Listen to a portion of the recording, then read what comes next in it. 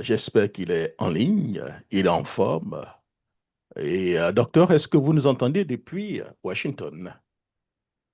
Oui, bonjour, cher ami et frère compatriote Jacques Roger. Je salue tous les téléspectateurs, tous nos amis.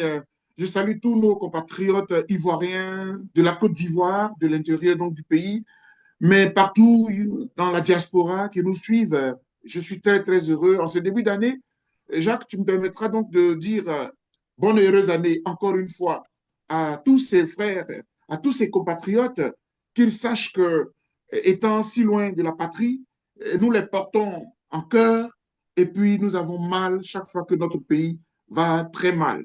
Et c'est pour cela que, avec ta permission, je mets les deux pieds dans le plat déjà avec ce qui se passe aujourd'hui. Encore une autre catastrophe de malgouvernance. Cette réunion convoquée au palais présidentiel par le RHDP, le président de la République de Côte d'Ivoire, qui reçoit les élus, les députés nouvellement élus du RHDP. Voilà un amalgame criant qui interpelle.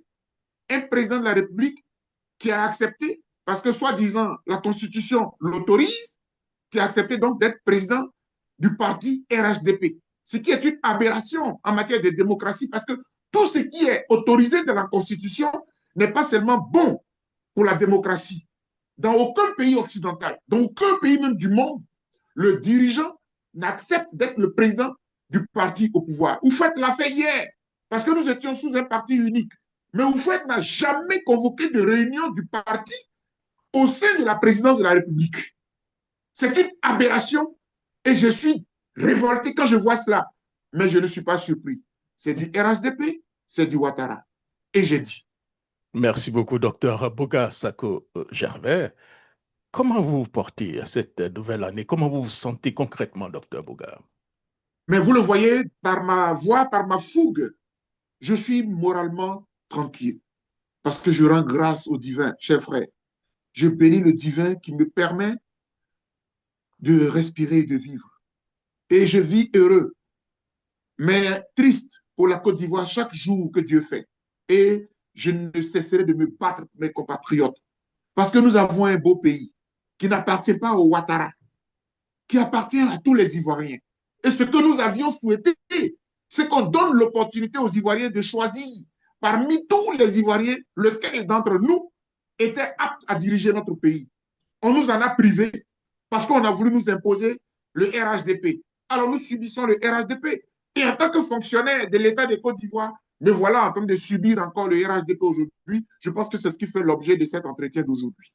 Mhm. Alors, rapidement, avant de revenir à notre entretien, j'ai suivi quand même les réseaux sociaux. Il y a beaucoup de personnes qui disent le prix aujourd'hui pour faire la politique en Côte d'Ivoire, c'est la prison. Que le docteur Bogasako aurait dû rester en Côte d'Ivoire, subir ce qu'il devait subir et puis aider le pays comme ça se voit avec Innocent Yao, Braidoumi et autres. Que répondez-vous à cela? Non, mais c'est triste. Vous voyez, on est en train de fabriquer de nouveaux critères. Dans la démocratie, il n'est écrit nulle part qu'il faille faire la prison. C'est l'Afrique.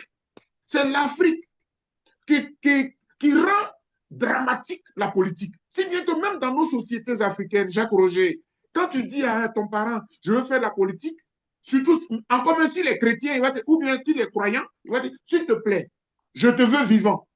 Ne rentre pas là-bas. Et j'ai fait une communication au niveau universitaire, dans mes recherches universitaires. J'ai écrit un article dans lequel je demande qu'on humanise la politique. La politique n'est pas diabolique. Dire que pour être un politicien est bon, il faut faire tes armes en prison. Mais si vous savez ce que la prison peut rapporter à quelqu'un, on peut vous tuer en prison. Les Laurent Gbagbo, là, regardez aujourd'hui, avec son âge qu'il a, Laurent Gbagbo est pratiquement diminué. Parce que les prisons qu'il a faites l'ont pratiquement diminué, l'ont pratiquement rabaissé. Donc vous voyez que ce n'est pas tout le monde qui survit à la prison. On peut vous empoisonner en prison aussi facilement parce que votre repas, vous ne le contrôlez pas. On vous l'apporte. Et entre-temps, s'il y a la fiole qui a envahi la République, mais on va vous fioler très rapidement. Donc, on ne peut pas conseiller cela. On ne peut pas dire à nos étudiants, on ne peut pas dire à notre jeunesse qu'il faut aller en prison si vous voulez faire la politique. Ce n'est pas vrai. Et je le refuse. Et si vous voyez que quelque part, Dieu m'a permis de sortir de leurs griffes, de leur échapper, et ce qui leur fait mal jusqu'à aujourd'hui, mais c'est parce que la prison ne réussit pas forcément à tout le monde. Je vous citerai des jeunes frères. Jean-Yves Dibopieux, que nous avons perdu, ancien leader de la FESI, qui a créé son parti politique. Comment il est parti aujourd'hui? Mais c'est la prison qui l'a emporté. Il y en a un qui est encore vivant, c'est Samba David, qu'il me permette de le citer, ce jeune frère-là. Mais il a les séquelles de la prison sur lui. La prison n'est pas une bonne chose. La prison doit faire partie de la vie si vous avez commis un impair et que vous passez en justice de façon régulière, vous devez pouvoir accepter la case prison. Mais la prison politique, je dis non. La prison réservée aux hommes politiques, ce n'est qu'un régime qui est doué là-dedans. C'est le régime Ouattara. À l'époque, sous le parti unique, on a connu ce qu'on appelait les faux complots. Souviens-toi, cher ami Jacques Roger, la prison d'Assabou, où il faut envoyer de temps en temps ses opposants. Mais avec le RHDP, la prison est systématiquement traduite en règles de fonctionnement. Et encore, ce n'est pas ce qui me cœur, c'est que si vous dites que la prison est une règle, mais que la règle soit générale, mais que la règle ne soit pas réservée aux causes opposants, quand les hommes du pouvoir font quelque chose, il n'y a rien. Dès que vous n'êtes pas avec eux, c'est la prison. Je refuse cela. En conclusion, sur cette grande question qui a été posée, parce que nos étudiants nous écoutent, parce que la jeunesse nous écoute, je veux leur dire que ce n'est pas vrai. La prison n'est pas une règle dans la politique. On peut faire la politique sainement. On peut faire la politique proprement. La politique, c'est une élégance. Tu n'es pas d'accord avec ton opposant, mais tu autorises ton opposant à donner sa vérité. Il n'y a pas de prison qui vaille. En Occident, on ne met pas les gens en prison. Et j'ai dit. Merci beaucoup, docteur Boga-Sako Gervais. Vous avez parfaitement compris.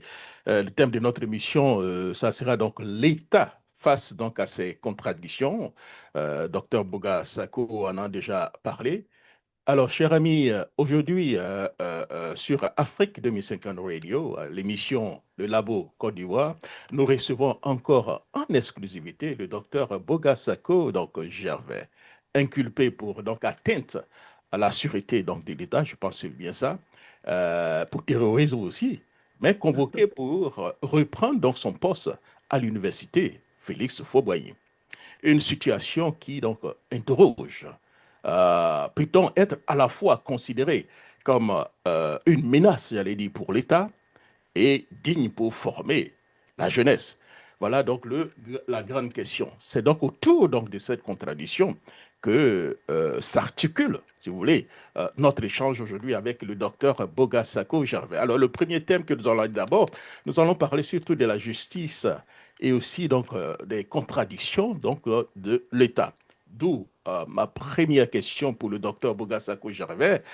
Docteur, comment expliquez-vous qu'un État peut vous poursuivre pour atteindre donc à la sûreté de l'État tout en vous demandant donc de reprendre votre service à l'université? Merci beaucoup, chers amis et frères, pour la pertinence de l'exposé, de l'orientation de débat. Je vois que c'est un intello qui fait cette émission, parce que le thème est tout à fait clair et c'est bien posé. Contradiction de la République, contradiction de l'État, mais j'allais dire contradiction d'un régime qui dit et se dédie à la vérité dans les faits.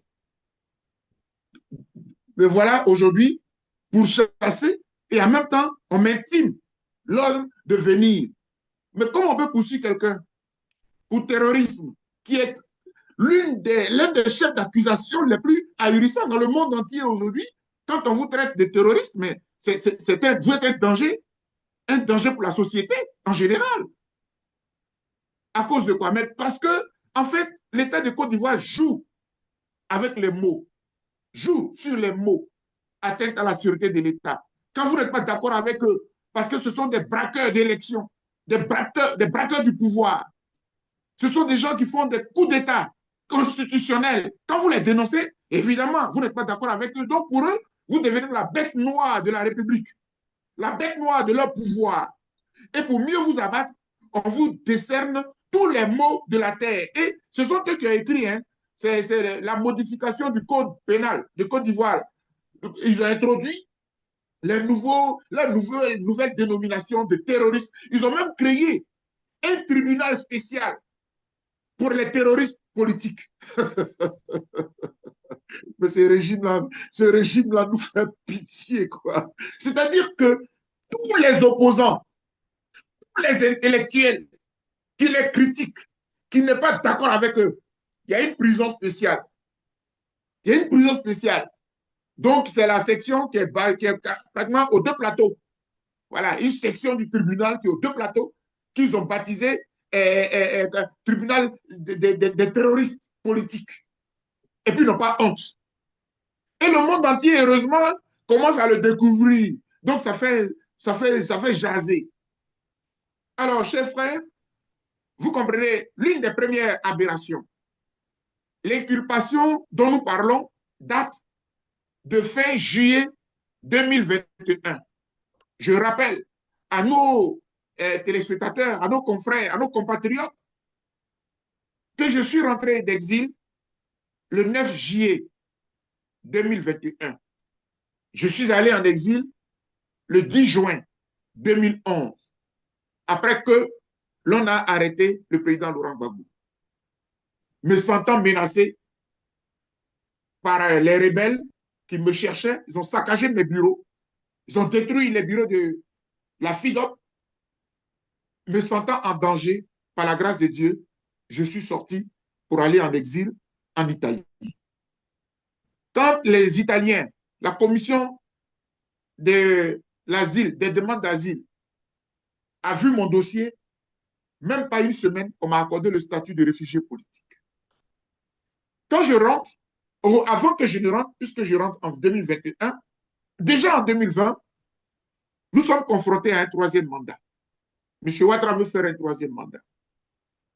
Ce que nous n'acceptions pas, ce que nous n'avons pas accepté, ce que nous n'accepterons jamais. Alors je l'ai dénoncé sur les réseaux, dans tous les médias internationaux où j'étais invité, Afrique Média, un peu partout. Et comme, entre-temps, au plan national, le président Henri Konan Bédié, paix à son âme, que Dieu accueille ce serviteur digne de mon pays, il s'était braqué contre le troisième mandat. Lui et le président Afin Guessa, je veux aussi le saluer. Ils étaient admis à compétir. Je rappelle que leur dossier avait été accepté. Ils étaient candidats à l'élection présidentielle de 2020. Mais ces deux personnalités-là ont sacrifié leur candidature pour refuser la forfaiture de M. Ouattara pour un troisième mandat. Et c'est là que vous vous rappelez, le président Bédi a mis une structure informelle parce que le CNT, le Conseil national de transition, n'existait pas légalement. Il a créé cette structure-là pour fusionner tous ceux qui n'étaient pas d'accord. Je le dis pour que nos compatriotes soient encore une fois éclairés. J'ai soutenu intellectuellement et publiquement le CNT, mais je n'en ai pas été membre, malheureusement. Pour ceux qui sont les petits esprits du RHDP qui veulent forcément m'habiller du CNT, je n'en ai pas été membre parce que je ne pouvais pas. À l'époque, j'occupais les fonctions de 5e vice-président de EDS, Ensemble pour la démocratie et la souveraineté.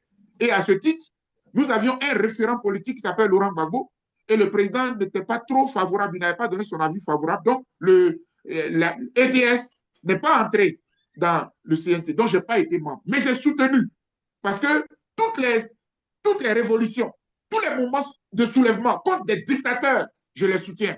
Je suis un défenseur des droits de l'homme, un défenseur de la liberté, un défenseur de la justice, un protecteur, un défenseur de la constitution de mon pays. Bref, c'est en ce moment-là que, comme j'ai mené ce combat, j'ai été inculpé.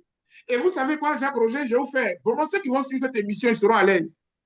Parce que pour m'accabler, ils prennent les vidéos, des vidéos dans lesquelles j'appelais les Ivoiriens à se mobiliser. Et vous savez, c'était à quelle occasion?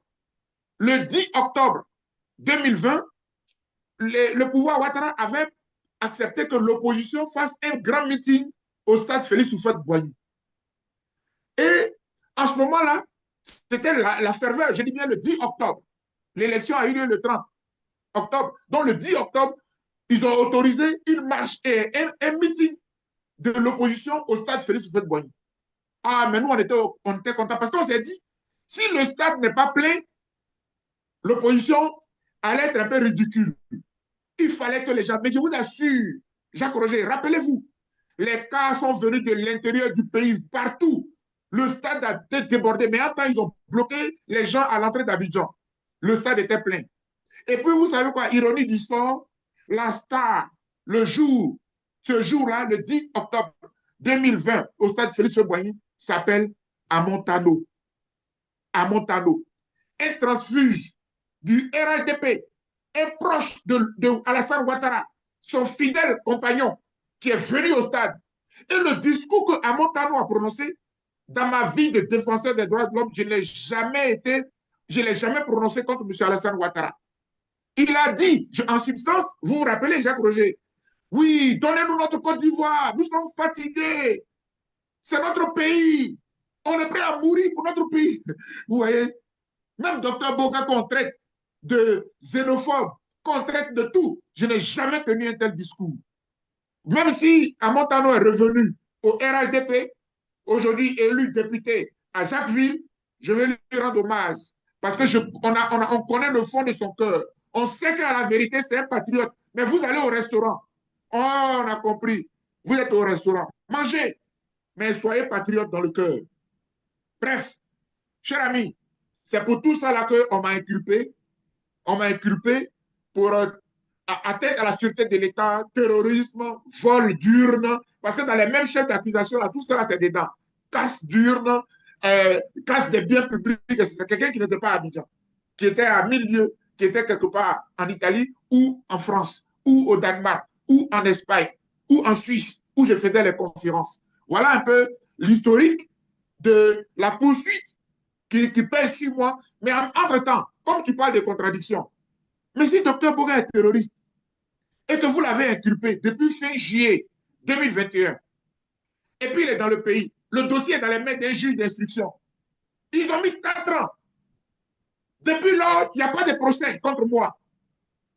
Mais ce qu'ils ont fait, ils ont pris des mesures de restriction en m'imposant une contrainte judiciaire, un contrôle judiciaire pour ne pas que je sorte du pays.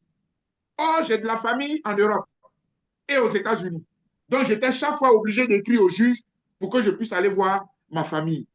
Vous voyez, c'est une contradiction. Donc, à la vérité, en résumé, c'était pour me museler, pour ne plus que je critique, pour ne plus que je parle, mais pour que je sois avec eux.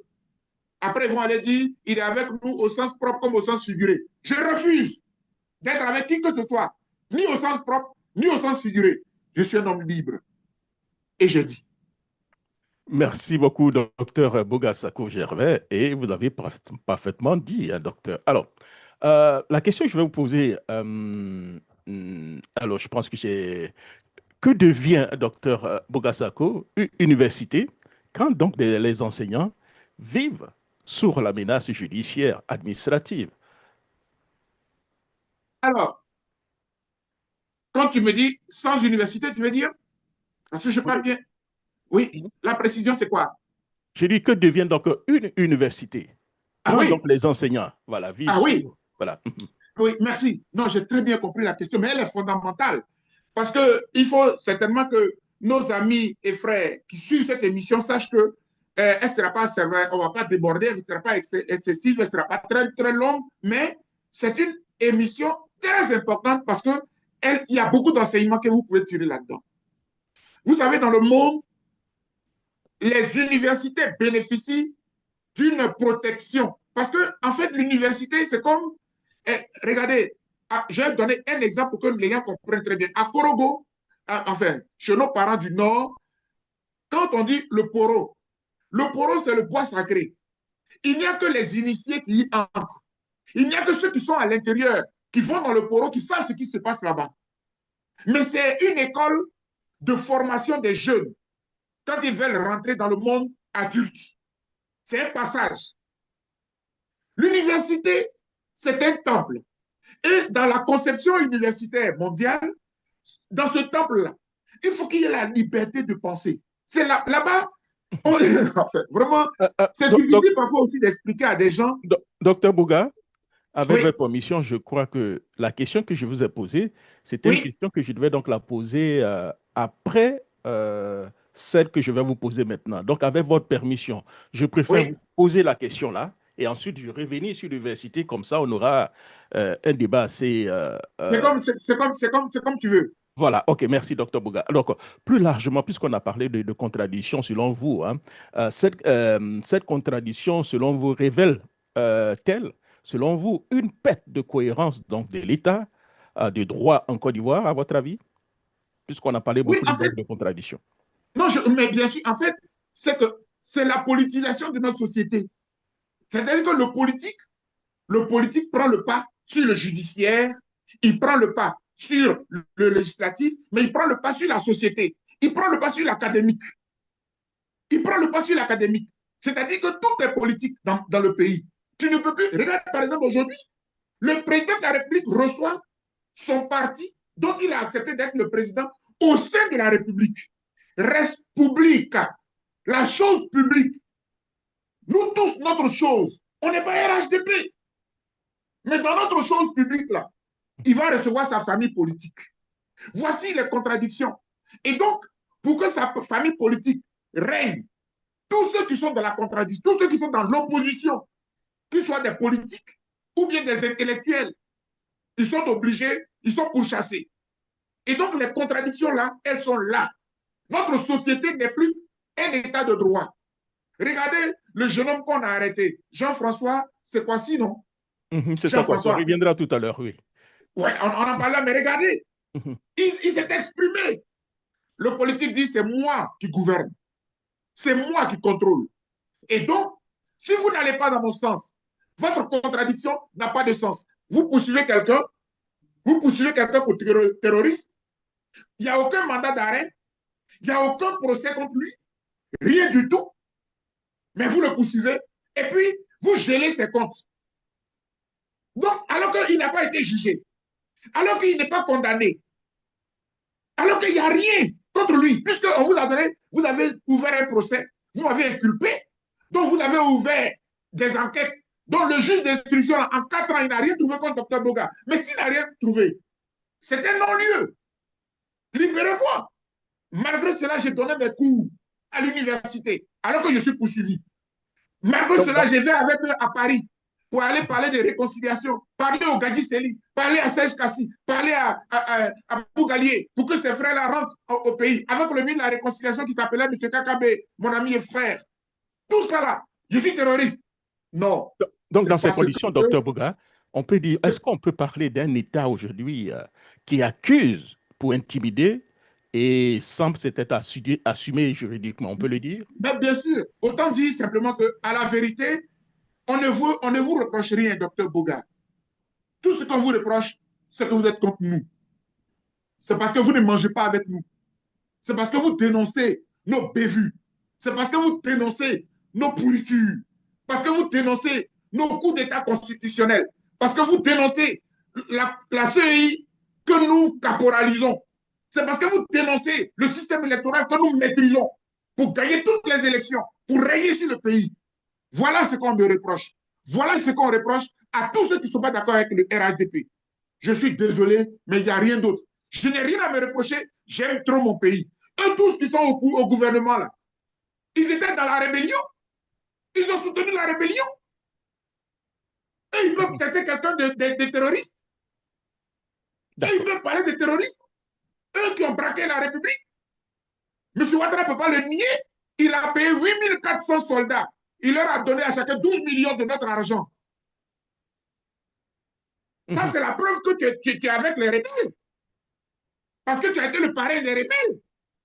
Et les rebelles, parce que le contrat que vous aviez signé, c'est que quand vous seriez au pouvoir, regardez aujourd'hui comment notre administration est phagocytée. Dès que M. Ouattara arrive au pouvoir, cher ami, je suis vraiment révolté de ce que est devenu notre pays. Dans toute l'administration, les rebelles ont occupé les postes. Les rebelles et tous ceux qui étaient dans la logique de la rébellion, les fonctionnaires de l'État, des gens qui ont eu leur diplôme à la sueur de leur front, Ils vont au travail, ils n'ont plus de poste. On dit, reste chez toi à la maison, mais comment on te fait ton salaire? Parce que le rebelle qui n'a même pas étudié là, il va prendre ton poste.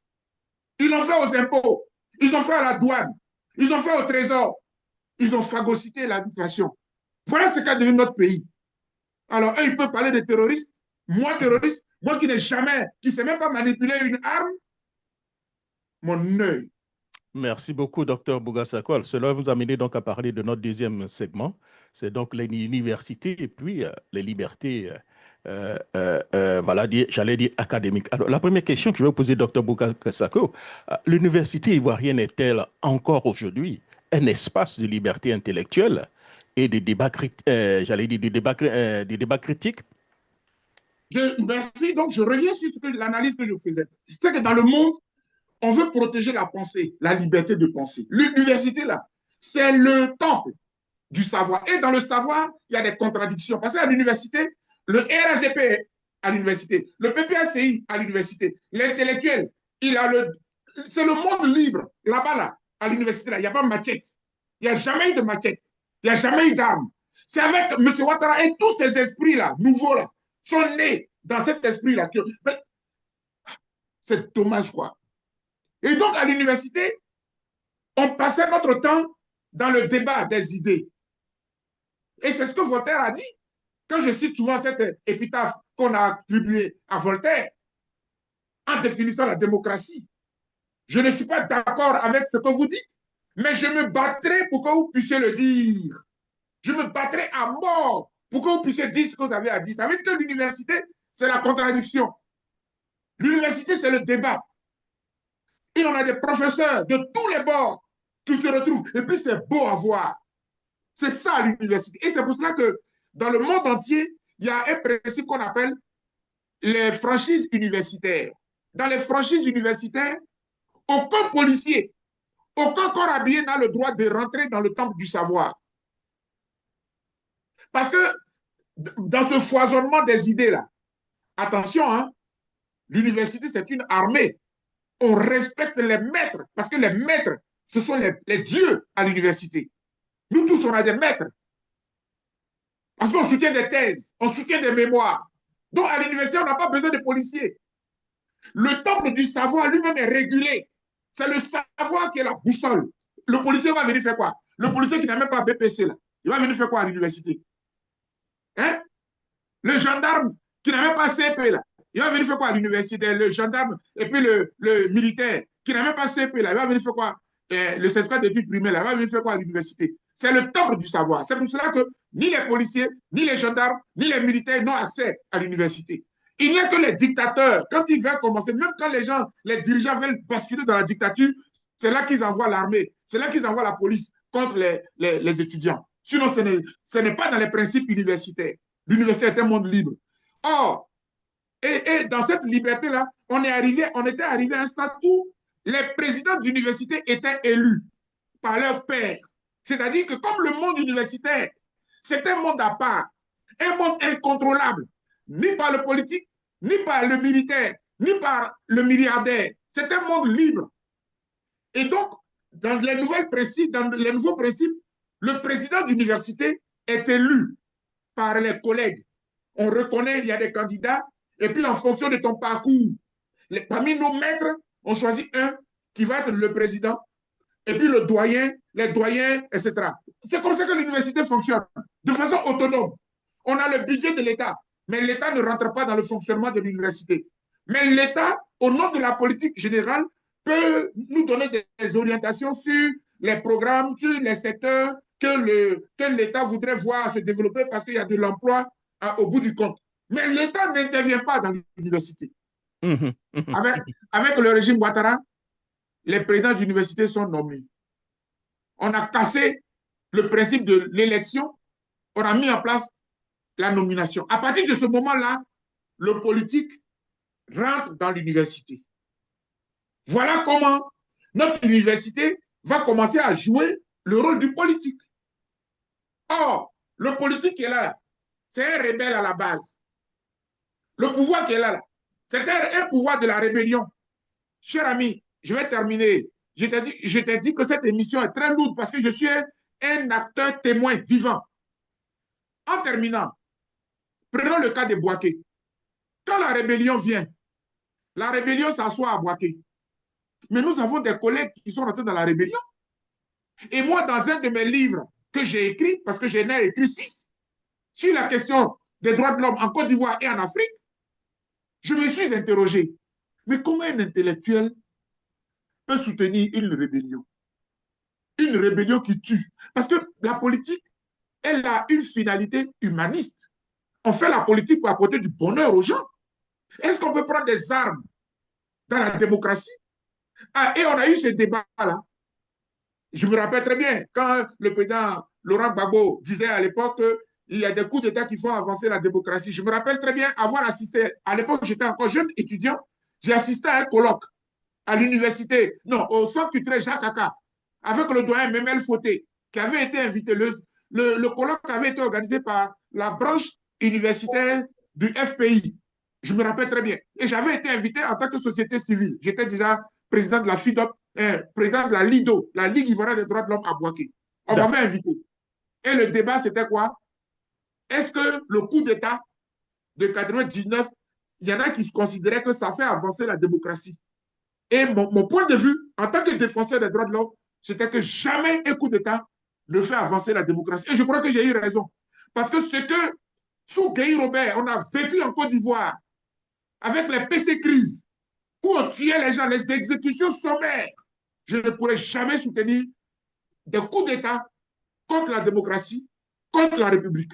Voilà un peu, tu vois, pour te faire comprendre que l'idée a évolué, l'université se veut libre. Mais avec Ouattara, l'université est sous le contrôle de l'État. La preuve, mon université de Bouaké, là, est devenue université Alassane Ouattara.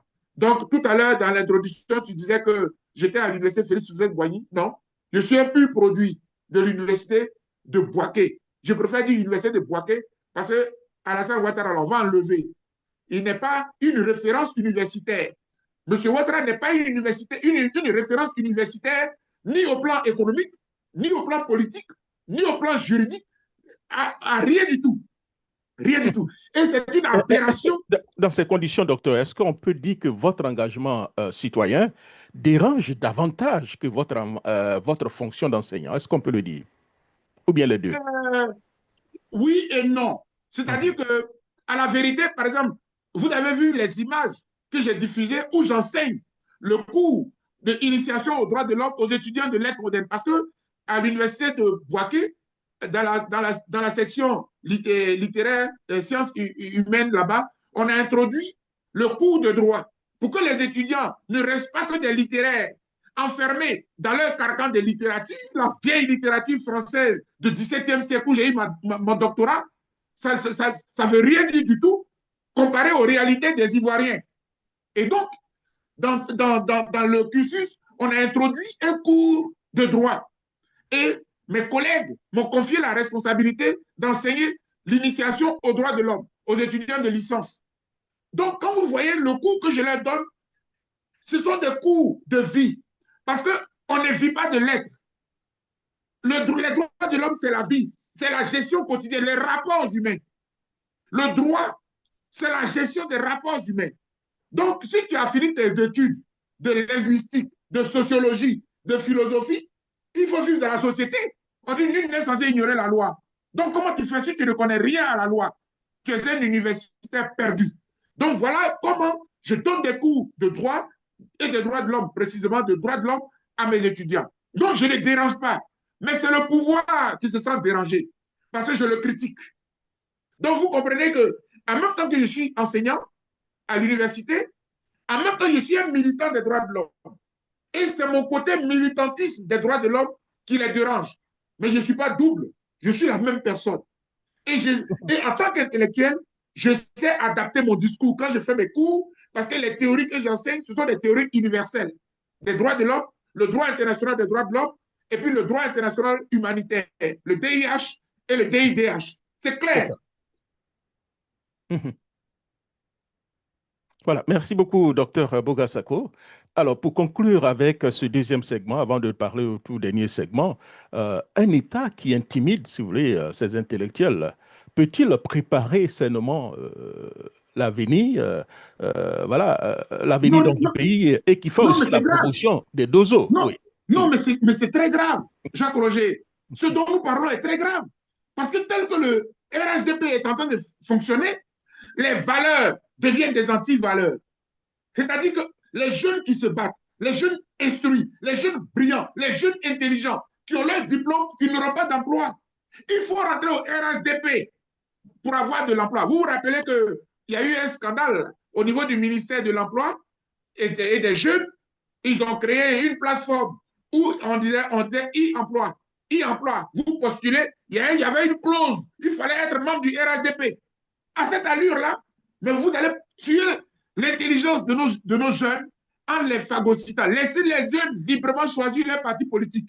Ils ont le droit de choisir leur leader politique. Ils sont suffisamment matures de choisir leur orientation politique.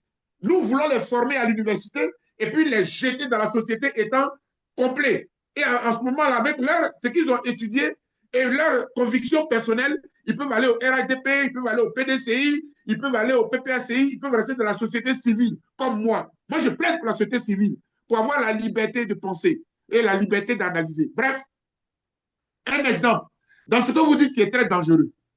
Lorsque on suspend toutes les organisations universitaires, cher ami, c'est un projet politique. C'est un projet politique parce que dans le monde actuel, l'université, c'est de l'université que viennent les grandes révolutions. Vous vous rappelez de mai 68? Nous n'étions pas encore nés. Mais vous et moi, on a étudié mai 68. La révolution de la France aujourd'hui, au niveau intellectuel et social, est venue de mai 68, est venue des universitaires. Ce sont les jeunes universitaires. Et donc, M. Ouattara et son régime, en suspendant toutes les organisations universitaires, en supprimant la FESI, mais c'est une aberration, la Fédération étudiantine scolaire. Moi, je ne la considère pas comme diabolique. J'ai passé toute ma vie à l'université à former la FESI. Parce que la FESI a un bon fond. Parce que ce sont des jeunes qui apprennent à diriger, à être des leaders.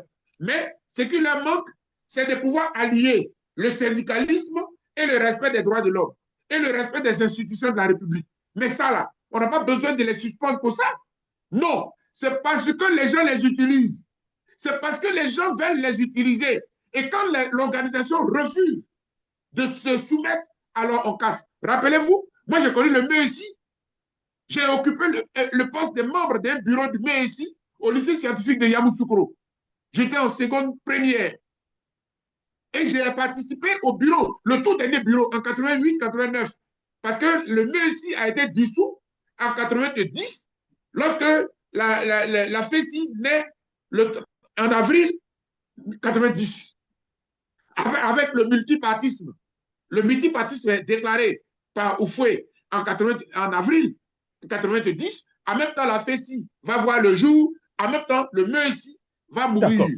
d'accord. Alors, Voilà. docteur, merci beaucoup. J'ai compris. On va parler rapidement au troisième segment. Je sais que vous avez beaucoup de choses à faire tout à l'heure. Alors, le Bien sûr. troisième segment, ça sera donc la jeunesse répression et le cas donc de monsieur Jean-François Kouassi que vous aviez certainement mentionné en début de mission. Alors, docteur, la première question, que révèle, selon vous, hein, la détention donc du jeune Jean-François Kouassi sur donc le traitement réservé à la jeunesse engagée? Je suis triste. J'ai lu la vidéo de ce jeune homme, mais il n'a rien dit de tel. Il n'a rien dit, il n'a rien fait. Il n'a rien fait. C'est-à-dire qu'on va l'accuser de trouble à l'ordre public, diffamation. Mais, cher ami, dans la République, la bonne gouvernance exige que que les autorités gouvernent dans la transparence. La transparence, c'est que vous ne pouvez pas organiser un concours, fut-il réservé à une minorité des citoyens, en catimini. Mais Jacques Roger, tous ceux qui sont payés par l'État sont contrôlés par tous les citoyens de la République. Parce que l'État, c'est nous. C'est nous qui cotisons pour que l'État ait l'argent pour payer tous les gens qui travaillent pour l'État. Donc, quel est ce concours administratif réservé à des personnes d'une certaine catégorie, mais qu'on n'aura pas public? Mais il faut au moins informer. Informez-nous.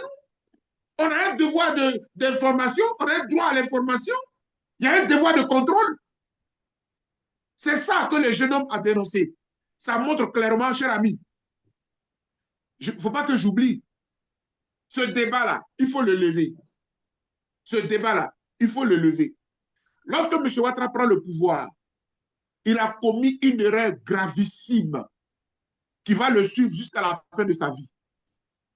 Il a osé dire, au cours d'une interview, accordée à un journal européen, un journaliste européen, un journal européen, que le nord de la Côte d'Ivoire a toujours été lésé.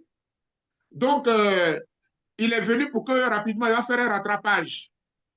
C'est ce qu'on a appelé le rattrapage ethnique.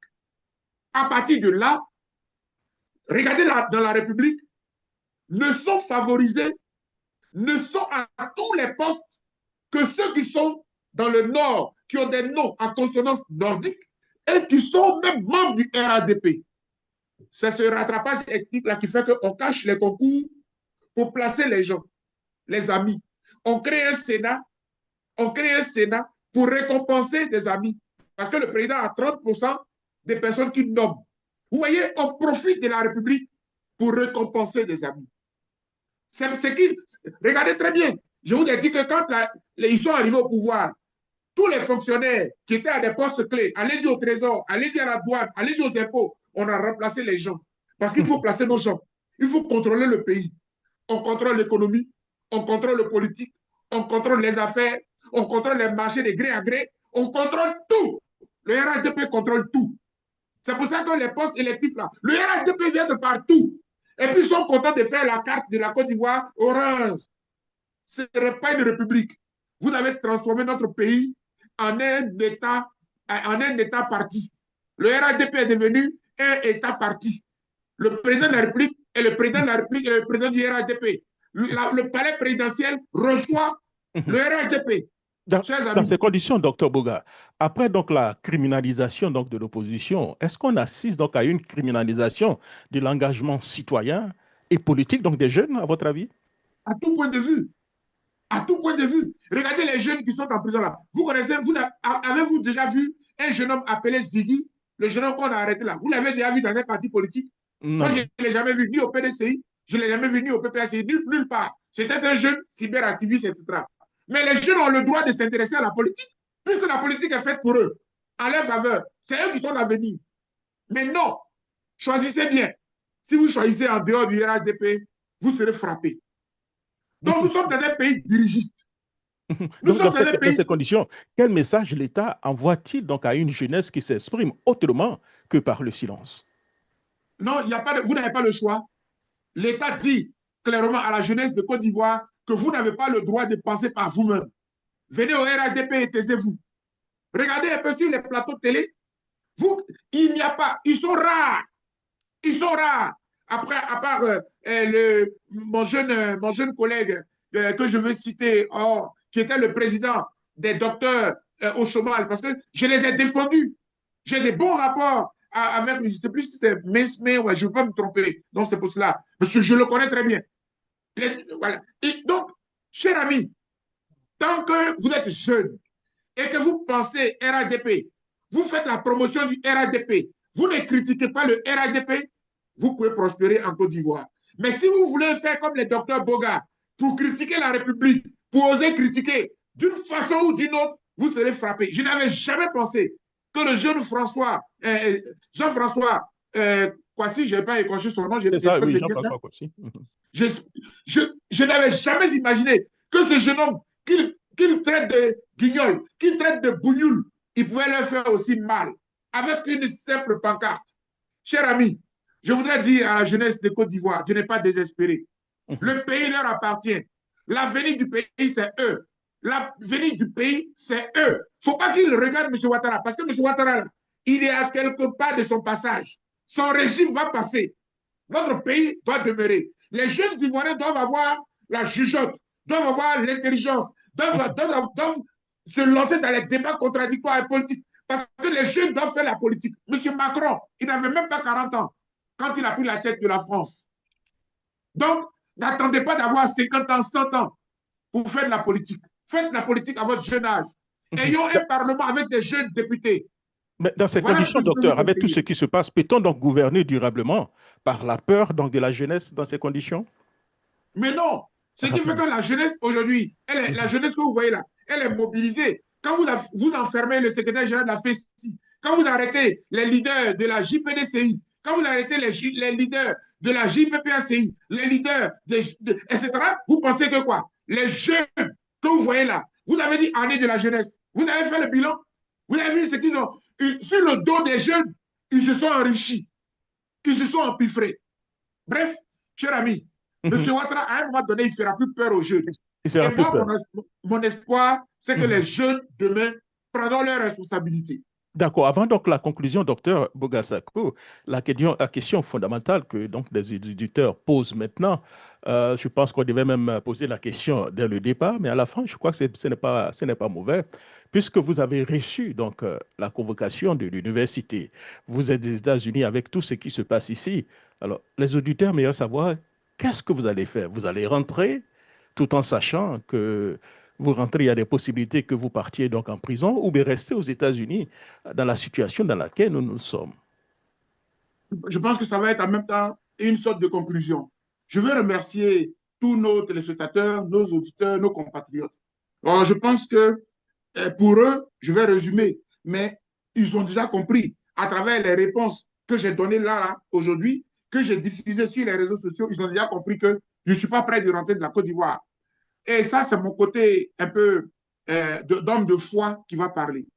Ce que je sais, pour avoir fait 10 ans d'exil déjà, lorsque Dieu vous sauve d'une situation, laissez Dieu vous aider à prendre la décision de rentrer. Attendez, regarde comment je suis sorti du pays miraculeusement, miraculeusement, et que je me retrouve dans le plus grand pays de démocratie et des droits de l'homme au monde. C'est une grâce. Ce n'est pas une affaire de salaire, une affaire de viens prendre ton poste qui va me distraire. Parce qu'ils n'ont pas réussi à m'avoir. Donc, ils veulent m'attirer. Maintenant, j'ai vécu 10 ans.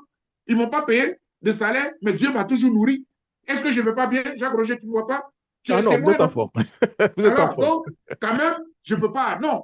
Ce serait, j'allais dire, je serais en ce moment-là livré à moi-même. Même Dieu ne pourra pas me soutenir dans ce sens-là.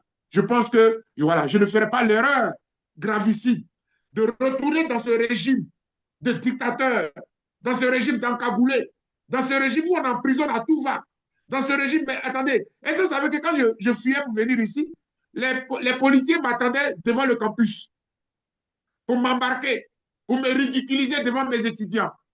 Et c'est maintenant là, vous voulez que j'aille donner cours? Le président de l'université, là, il n'était pas là lorsque les policiers venaient m'attendre sur le campus parce que à l'université, aucun policier ne peut rentrer s'il n'a pas l'autorisation du président de l'université. Donc, le président de l'université sait qu'on m'attendait à l'université pour m'arrêter et Dieu m'a sauvé. C'est maintenant là que gaillardement, je vais aller me livrer. Genre, oui, il y en a qui disent il est lâche. Oui, merci beaucoup pour l'insulte. Mais je suis intelligent parce que j'ai la grâce de Dieu sur moi. Que Dieu nous bénisse. Merci Et je beaucoup. pense. Avant de vous laisser partir, docteur, on ne peut pas vous laisser avoir cette émission et ne pas certainement avoir. Quel est certainement le message que vous adressez, docteur Bogasako, rapidement aux autorités ivoiriennes, à l'université et à la jeunesse? Ça sera votre conclusion en même temps. Je voulais dire Mhm. à mes compatriotes, d'abord, mon institution, c'est que je suis un serviteur de l'État.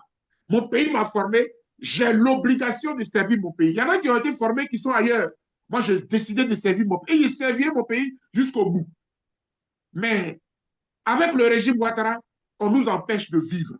Or, si je ne vis pas, je ne peux pas servir. Donc, je préfère sauver ma vie. Je voulais dire à toute la jeunesse de Côte d'Ivoire, l'espoir est permis. Parce que, je suis désolé, tous ceux qui sont au RHDP là, c'est de façon hypocrite, c'est de façon temporaire. Mais la Côte d'Ivoire de demain, elle sera bâtie par les cadres, par les jeunes de notre pays. Ayez espoir, la nouvelle génération arrive. La Côte d'Ivoire de demain arrive. M. Ouattara est de passage. On lui dira bon vent. Et nous continuerons de bâtir notre nation. Je vous remercie. Que Dieu Merci vous beaucoup, bénisse. docteur Et je... Bogasako Gervais. Et surtout, portez-vous bien, ce que j'allais dire en conclusion. Une démocratie se juge à la manière dont elle traite ses intellectuels. et sa jeunesse. Quand l'État devient contradictoire, ce sont donc les libertés qui